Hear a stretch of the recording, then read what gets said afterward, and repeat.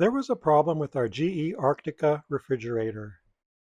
The freezer compartment was basically hovering around 15 degrees Fahrenheit versus the expected 0 degrees. I searched for and found the manual online and reviewed it. There's a troubleshooting section which mentions some possible causes, but none of these turned out to be the problem. I then found a technical services manual and studied it in detail. There's a whole section on the adaptive defrost which I found interesting. The defrost cycle is supposed to use over 600 watts, and the defrost cycle should run periodically, usually once or twice a day. So I decided to monitor the refrigerator's power usage using an Empora smart plug I already had, and I noticed two things. First, I noticed the compressor was running almost constantly instead of cycling on and off, and second, I was never seeing a spike in energy usage when the defroster was running. It's supposed to use upwards of 600 to 700 watts during the defrost cycle.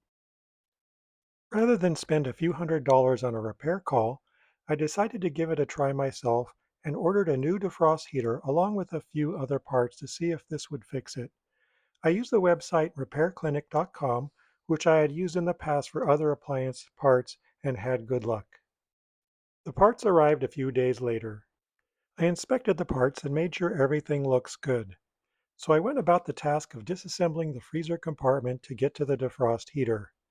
The manual helped here too to indicate where it was located. The most trouble was taking out all of the frozen food and keeping it frozen in containers while the repair was performed. Once all the food is out, the shelf racks need to be removed and then the back cover. Once the back cover was removed, what I saw pretty much confirmed the defrost heater was not working. The evaporator coil was covered in ice. I was actually surprised the freezer was able to keep the food at 15 degrees given there was almost no way air could flow over the coil. I removed the defrost heater and compared it to the new part. I also inspected it and we can see it looks burned out. And I used my ohm meter to measure the resistance, which was infinite. Definitely looked like it was broken. I installed the new defrost heater, but we still had all of that ice in the coil. At first I tried to use a hairdryer to defrost it, but quickly gave that up as it would take a few hours. I figured why not have the new defrost heater do its job? So I reassembled the back plate and, using the manual to explain how, I triggered a manual defrost cycle to run.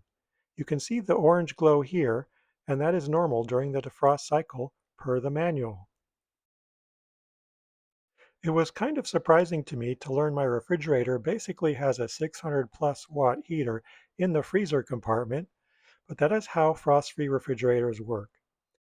I put the shelves back in along with the frozen food and let the refrigerator run.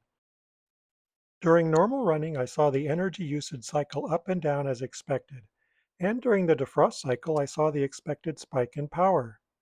The new defroster was working, and the temperature indicator was showing me 0 degrees in the freezer compartment as expected. It's been a few months since I replaced the defrost heater, and so far I have not seen the 15-degree freezer temperature problem return. Thanks for watching. If you found this video useful, please like and subscribe. Please consider viewing some of my other videos on various repairs and electronic testings. Have a great day.